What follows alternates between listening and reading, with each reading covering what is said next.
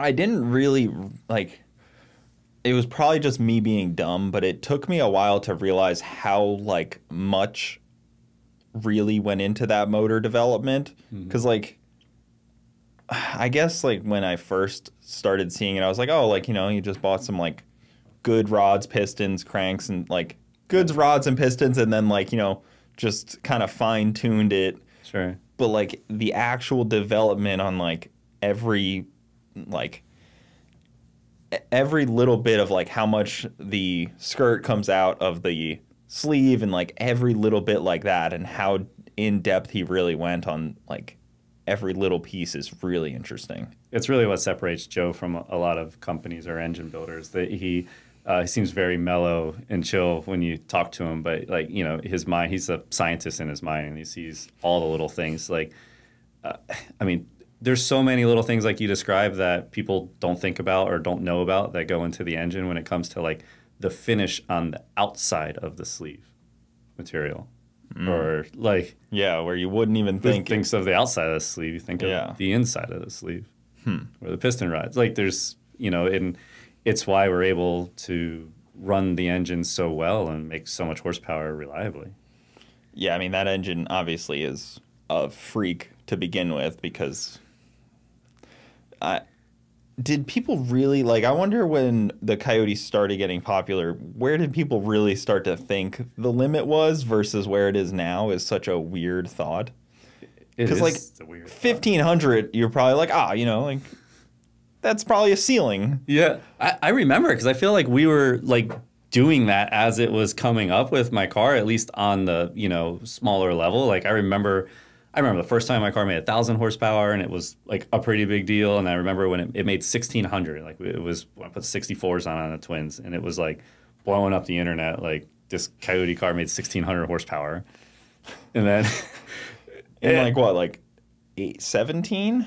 Yeah, that was probably 17. So yeah, 1.0 when it put just like regular turbos on it, nothing crazy, no crazy turbo kit, right? It was like yeah, I mean, that twin kit, Jim built it. You know, we did it. It was just like, I had a single on the car. It was a CPR, like a bolt-on kit that you buy. Dustin had built them. That was my first turbo. It was the first turbo I've ever owned, was that car when I bought it, 2014. Oh, wow. Yeah, and, so like, then... we went through, like, that every step. Like, it was stock. It had a turbo, it had a fuel system, had rods and pistons. And then, you know, then met Joe with the engine stuff through Jim, because he was a friend of Jim's. And he's building Focus engines for Jim.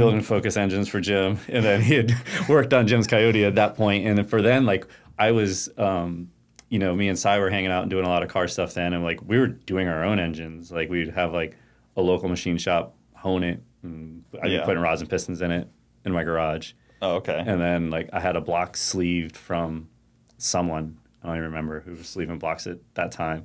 And then I put, like, I-beams in it and stuff. And... blew up a few of them.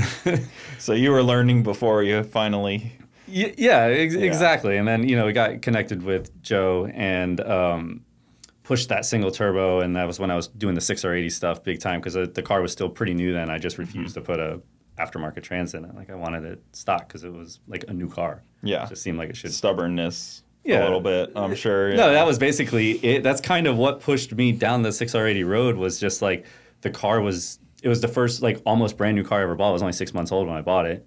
And it was like, I'm not putting a turbo 400 in this car. Like, it's beautiful, you know, Recaro car. Yeah. Like, to me, it was like it. Like, it is crazy to think that new of a car to just, like, rip out the trans and put a turbo 400 in it at the time. Yeah, and this was just, you know, the go make pulls, go to car meets. Like, obviously, I love racing. I've been drag racing well before that, just not, you know, in a high horsepower car aspect. It was much slower cars and then motorcycles. Well, in fairness, most things compared to where you're at now are much slower cars. It's hard to... Very few cars aren't in that much slower car category now. It's true. The categories are a lot bigger. Getting smaller. It's in the upper 1%.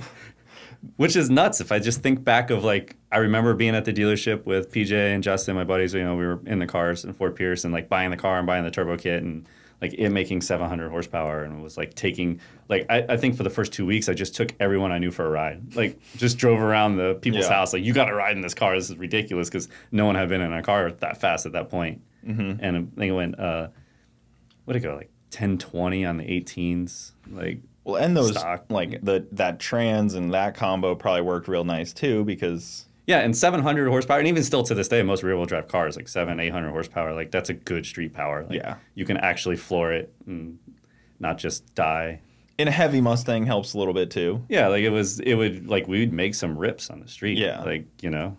Yeah, I feel like I vaguely remember it from like early back then when like, oh man, one of my first FL2Ks I went to, and it was just like I mean, it still is, but it was like all turbo Coyote cars. Yeah. And it was just kind of like, wow, there's a lot of these.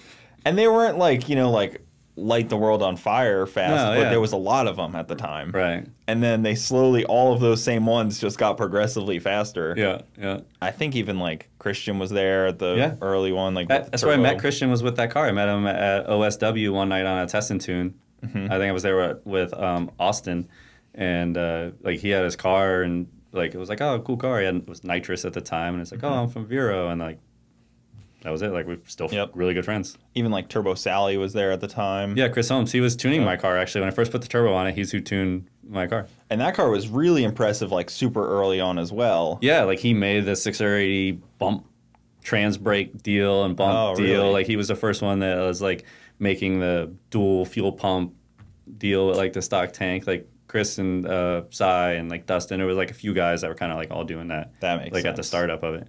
Yeah, and that car still is around, which is funny. It has a. I think did he turn it into a drift car? It's still. It sold it, but it has a Barra in it now. Okay, So yeah, I remember he was going to chassis. do the Barra swap. I couldn't remember if he was drifting it or. It got sold and now it's a Barra. Guys, thank you for tuning in to the Bogetti Clips YouTube channel. For the full podcast, check us out on Bogetti Studios YouTube and all your audio platforms.